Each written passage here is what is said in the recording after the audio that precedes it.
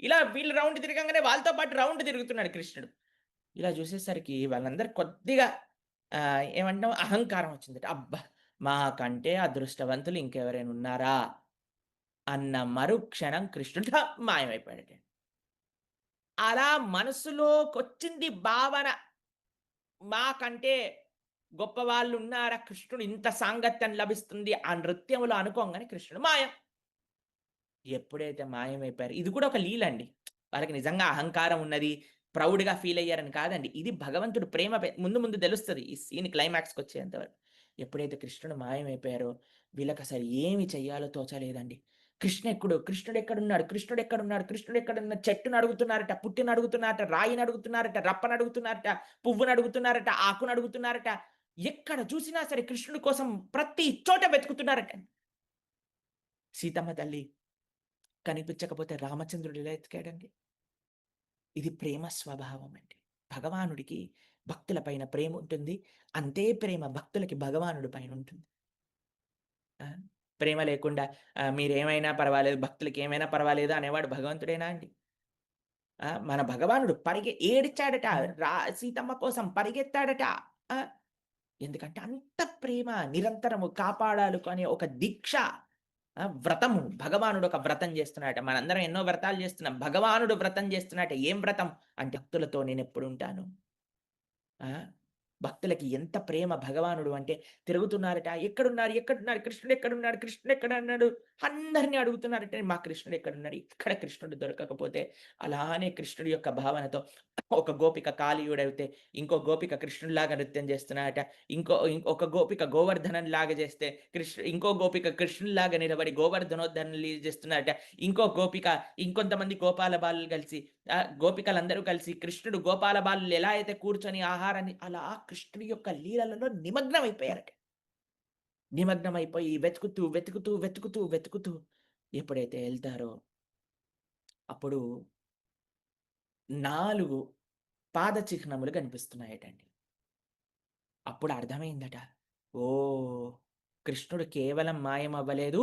ఇంకొక గోపికని తీసుకొని మాయమయ్యారు. ఎవరో తెలుసా అండి ఆ గోపిక? శ్రీమద్ భాగవతము 30వ అధ్యాయము 10వ స్కందము 28వ శ్లోకం చెప్తున్నారు. ఒకసారి మనందరం కలిసి చదువుదాం. ఎవరా గోపిక? ఎవరు ఆ అత్యంత ప్రేయసి? విష్ణోరత్యంత వల్లభ పరాం ప్రేయసి శ్రీకృష్ణ పరాప్రేయసి ఎవరు? ఆ తత్వం ఏంటో ఒకసారి మనం శ్లోకం చదువుదాం. శ్లోకం చదివి వాటి యొక్క అర్థాన్ని మనం తెలుసుకునే ప్రయత్నం చేద్దాం. 28వ అనయ శ్లోకం.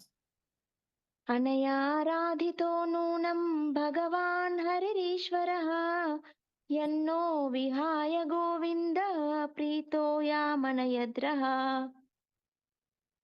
ఈ విశిష్టమగు గోపిక సర్వశక్తిమంతుడగు గోవిందుని తప్పక పరిపూర్ణముగా ఆరాధించియున్నది.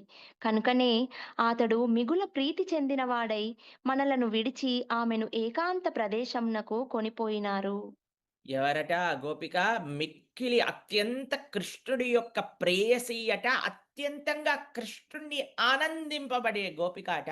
ఎవరో కాదు అనయా రాధితో నూనం. అదెవరో కాదు శ్రీమతి రాధారాణి సాక్షాత్తుగా. శ్రీమతి రాధారాణికి జై. చాలామంది అడుగుతారు భాగవతంలో రాధారాణి యొక్క పేరున్నదా? ఉన్నది. శ్రీమద్ భాగవతంలో ఒక చోట కాదు ఎన్నో చోట్ల రాధారాణి యొక్క ప్రస్తావన చేశారు.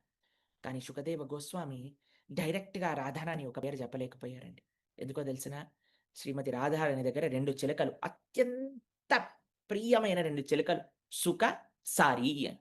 ఆ శుక అనే ఆ చిలకనే శుకదేవ గోస్వామి. పరీక్షితుడుకున్నయి కేవలం 7 రోజులు మాత్రమే అండి. 7 రోజులలో రాధారాణి యొక్క తత్వము కూడా చెప్పటం ప్రారంభం చేస్తే, పరీక్షిత మహారాజు గారు పూర్తిగా శ్రీమద్ భాగవతము వినలేకపోయుండేవారు. అందుకు రాధారాణి యొక్క విశేషాలన్నిటిని కూడా ఇండైరెక్ట్‌గా ప్రస్తావన చేశారు.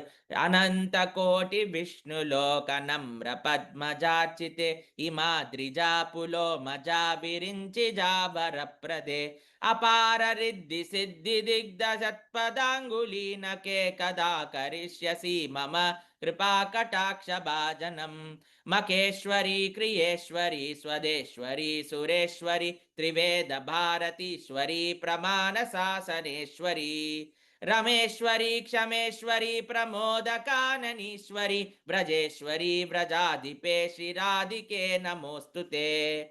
వ్రజేశ్వరి వ్రజాధిపే శ్రీరాధికే నమోస్తుతే. వ్రజేశ్వరి వ్రజాధిపే శ్రీరాధికే నమోస్తుతే. అలా శ్రీమతి రాధారాణి యొక్క వైభవం, రాధాకృష్ణుల యొక్క తత్వం, ఆ రాధారాణి కృష్ణుడు వీళ్ళిద్దరిని విలదీయలేమండి. అద్వితీయమైన తత్వం రాధాకృష్ణ తత్వము.